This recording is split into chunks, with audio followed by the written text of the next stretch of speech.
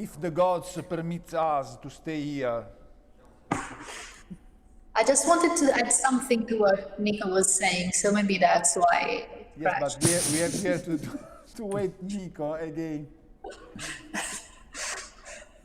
Okay. And we are all in. Post-apocalyptic reunion. It has begun. Okay, so from where we want to restart? Question who is speaking? from Elisa. A question from Elisa. Elisa, no, Marta, Elisa, who want to speak? Nico was talking, he was getting to a point. Nico. I have no idea what was the last thing that you've heard, so... We finished on the moment where you were describing the decision of killing people, saving or not saving people inside of okay. Walking Dead. That was the last thing for me. I don't know what was for you. Okay. I don't even remember myself, but I think the point that I wanted to make is that, like I said, I find it super interesting that once we actually get control or take control over our actions in an apocalyptic setting like that, depending on the sort of empowerment that we have at our disposal, we have a completely different experience. But I think we've all been in that situation when we watch a movie or something like that, and we laugh or complain about what the characters on screen are doing, because obviously if we were in that situation, in a real situation, we would do it like that and that and that and that and that, and of course everything we do. There's this great meme where you have this one person standing on a car surrounded by zombies. And the first one says who we think we are, and it points towards the person on the car. And the other picture says who we actually are, and it's just some random zombie among the masses. And it's like I said, this is like, especially right now in this current situation where we are not even able for some reason to put a piece of cloth over our faces if we do groceries for 20 minutes.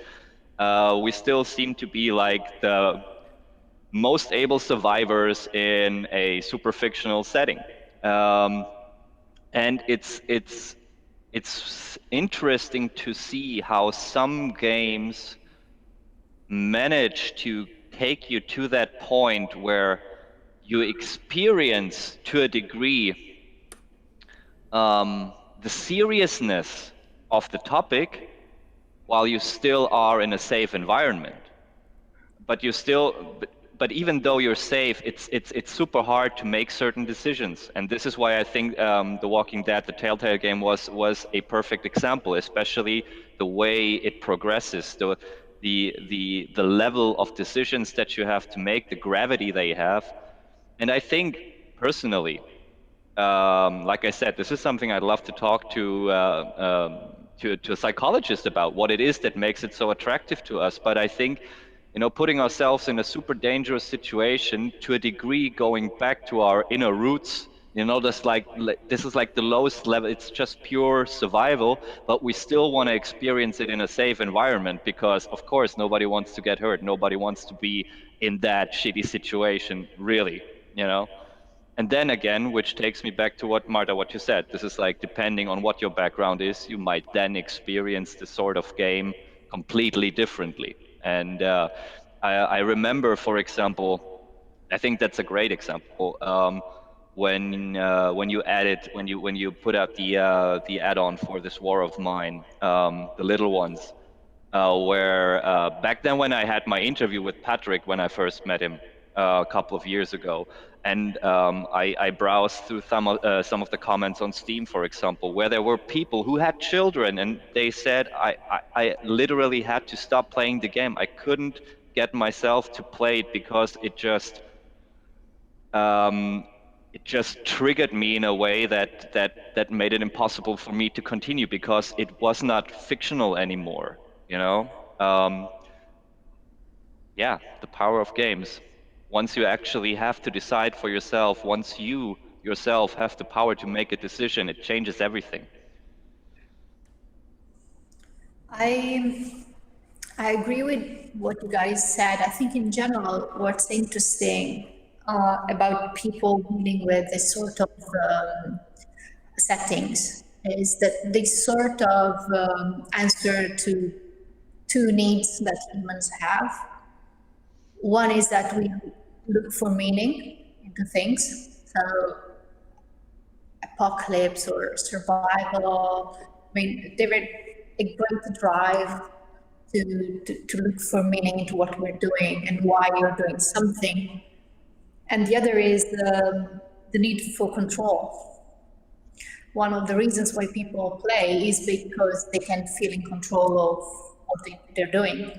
So especially, I think that being able to do something in a situation like an apocalyptic one can sort of give you some sort of catharsis because you're able to control, or at least try to control, a certain situation.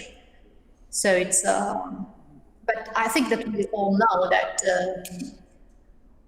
I mean, if we think about the terrible choices we make in certain games, like in Frostpunk and so on, and yeah, is it worth making these choices?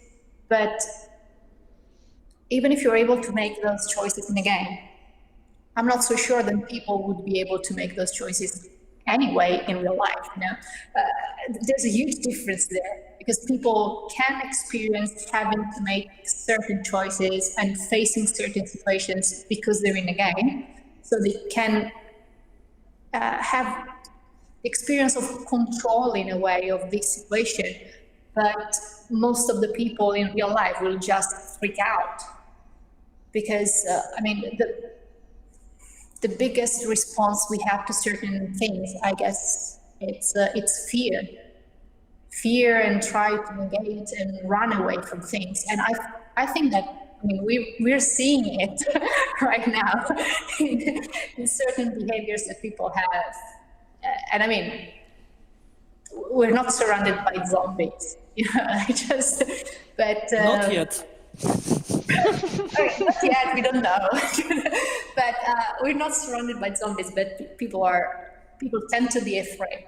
And when they're afraid, they try to negate or lay down things and pretend things are not happening. So, you know,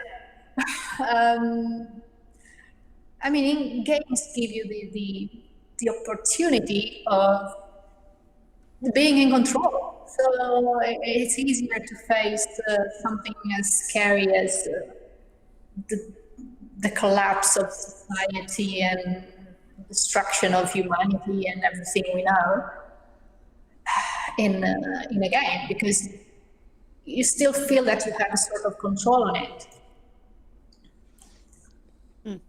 Yep. So, There's actually a set of interesting points that you both pointed forward, because when I first was answering that question, I came in terms of sense as treating apocalypse and eschatology as a form of metaphor of human life, going after Joseph Campbell, the hero of The Thousand Faces.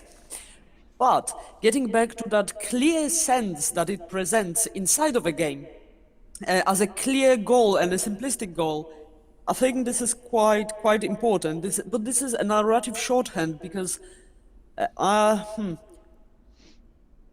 games usually, not all of them,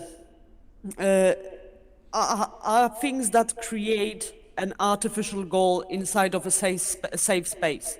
Because that doesn't matter if they're apocalyptic or not. There are safe spaces outside of online in which the goal is clear. We know how it is. It's not chaotic, it's not as deeply tangled as our human life that we cannot comprehend more and more as the time progresses and the world is becoming more and more complex. So I don't think that kind of a strict goal that is given to games is intertwined with the topic of apocalypse in the games. It's just connected in the games themselves. They present a goal and a safe space, and I think this is why we can see a surge in games while this pandemic is happening. And the thing that everyone is playing is Animal Crossing, as I think this is the most meaningful game of this year. Yeah, I mean, There's actually, it's a great game for this year. I mean, you're like, Yes. everything is beautiful That's- there. Everything is lovely and Predictable. Yeah. it's- There's one thing that I wanted to add to what Elisa said, and I think this is also an important aspect. When you said this is like people who say, okay, I'm going to make this and this decision, but in real life they wouldn't dare, simply because in real life there are repercussions. There's always a consequence for what you Yeah. do. You do not have that in games. Of course you have that, but it only impacts the progress of the game itself. It doesn't impact yourself. And I think the fear of taking responsibility on different levels, of course, that plays a lot into that. And there's a nice scene that I think is a good example for that. I guess we've all seen The Dark Knight.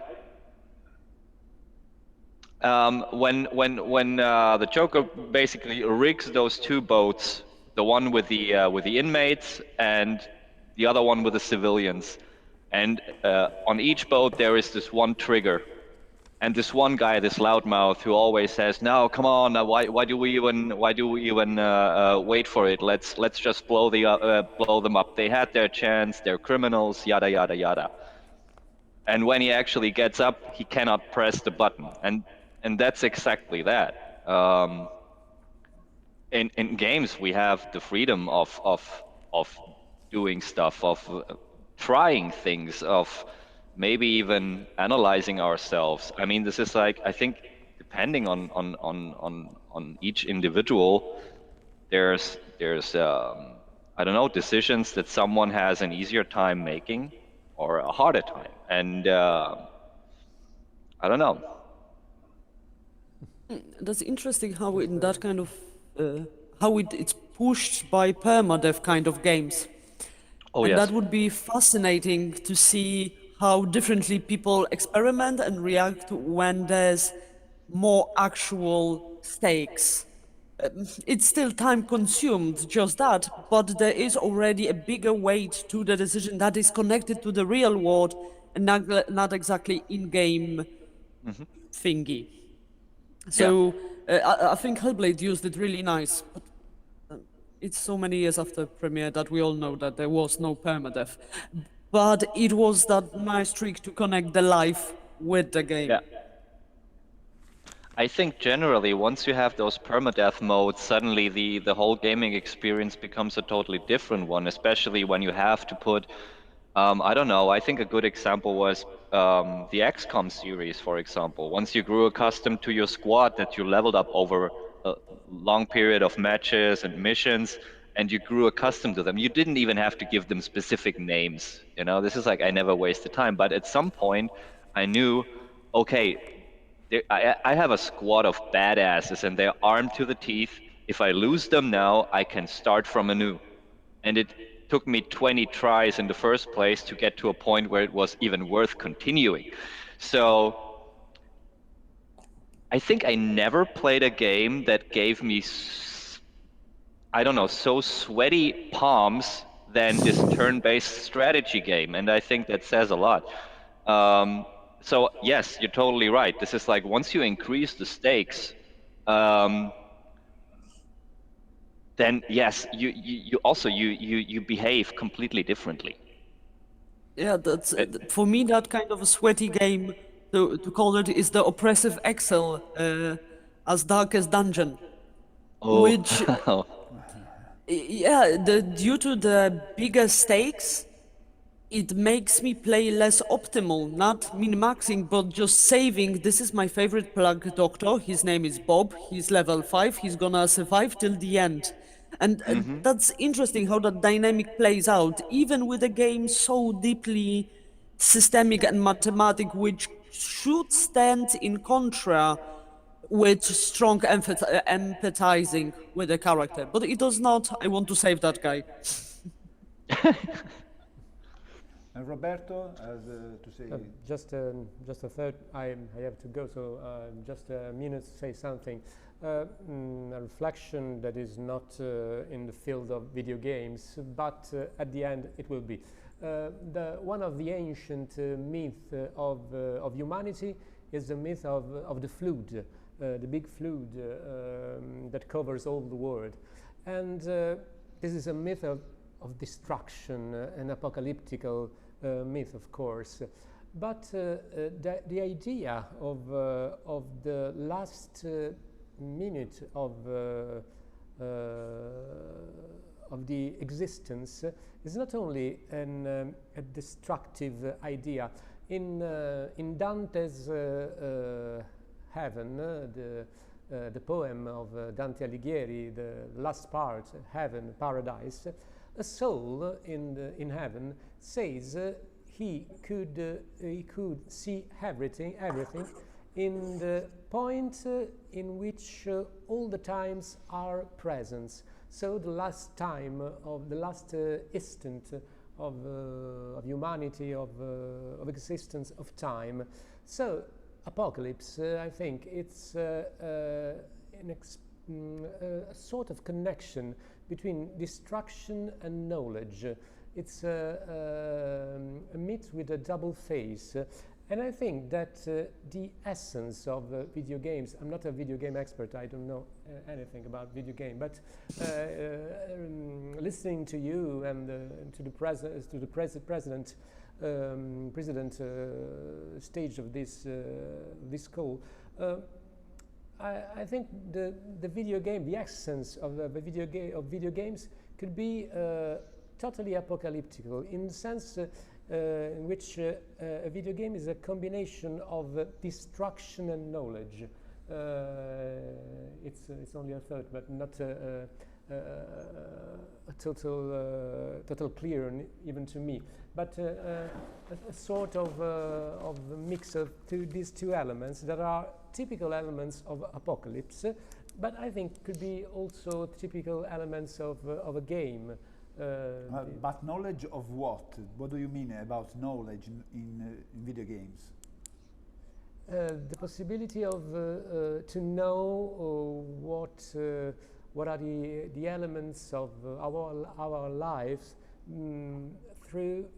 obtained through experience, obtained through the interactive possibility of games. The knowledge of the sense of our lives. So it's a the mystical sense. sense. Interaction between humans. Okay. So I have to. Yeah. Bye. Thank you very much, Roberto, and see you next year in this